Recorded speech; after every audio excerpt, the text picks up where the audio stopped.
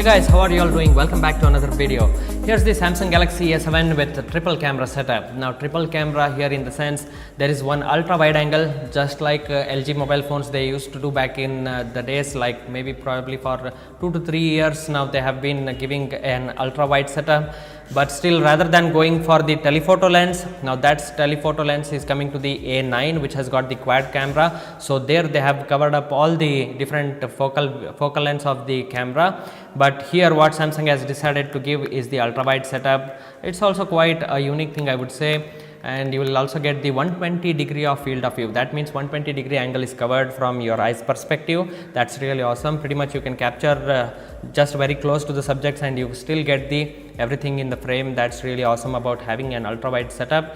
There is also the primary camera, which is 24 megapixel rated at f1.7 aperture. That means in low light conditions the picture should be really awesome. And along with that there is a depth sensor which is of 5 megapixel. It should really help you give the background very blur, or rather say defocus background. So that helps you with the primary camera to get some really nice looking bokeh effects from the primary camera. So that's why the live focus of the Samsung really works well when used properly. We shall also test all these things. As you guys know, I make in-depth reviews of the camera of pretty much every phone that comes out in the market. So if you are new to my channel, hit that subscribe button and do like this video if you want to see an in-depth review of the Samsung Galaxy S7. Now there is a competitor to this. Obviously I made a video about that. That's the Vivo V11 Pro. There is also the Oppo F9 Pro, which is also again competitor to these phones. Now what Samsung has also decided is to move the fingerprint scanner to the very convenient and very sensible way. Just press the power button, it acts as a fingerprint as well. So there is the double combo over there. Now it acts as a fingerprint. It's very convenient way of unlocking your device. That's a neat thing. Disappointing things here, inside the Samsung A7 it's pretty much same CPU and the chipset, nothing new here. The same old Cortex A53 CPU, which is also available in under 15,000 rupees phones. So that's one little disappointing thing I would say with the Samsung A7. With that said, other than that, they have given you Samsung Pay and all the features that usually Samsung gives you so that you can enjoy your device. With that said, let's look at the Samsung Galaxy S7 in very closely. Also, I'll first boot the device. So if you have bought the device and you don't know how to set up it for the first time, this video should help you. So here's the Samsung Galaxy S7. As you can see, just now I turned on this device. There is a fingerprint scanner built into this power device as well. Just like I talked earlier, this is really convenient thing to operate the device. So there is the power button as well as fingerprint scanner. Alright, to begin with the setup, just you have to tap on start, and here it asks to insert the SIM card. You can pretty much insert the SIM card by using the SIM card ejection tool that's available in the box itself. Just pop it in over here and the SIM card tray just comes out. Just put the SIM card as well as probably memory card if you have got that, and later just tap on next. Now here's the time to connect to the Wi-Fi as it is showing. So if you have got Wi-Fi network, this is the time you need to connect, because if there are any updates it will probably download the update and also install along the way. But if there is no internet, no problem, you can always just tap on next instead of connecting to the Wi-Fi. Now you have to obviously agree to the terms and conditions. Let's just tick on all these things.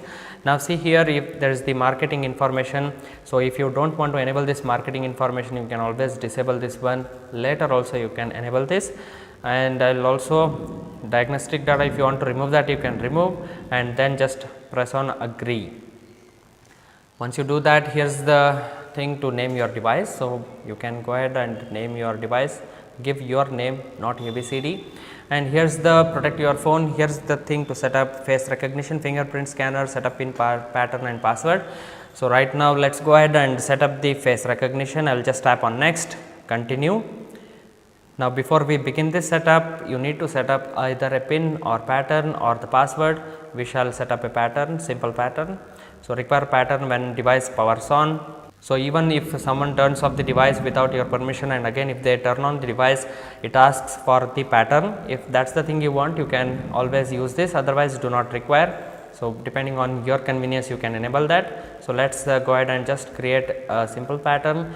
You can also create some complex patterns of your liking. Then tap on next, again continue, get ready to unlock your phone. Okay, so let me show my face here. Hold your phone 20 to 50 centimeter. So here's the face recognition feature, and I just turned on the faster recognition. That means just powering on the device can easily recognize your face and unlock the device. So just enable the faster recognition. There are two ways: either if you off, it just recognizes and adds a security feature, otherwise it can quickly unlock for you just like other devices. And here's the setup for the notifications.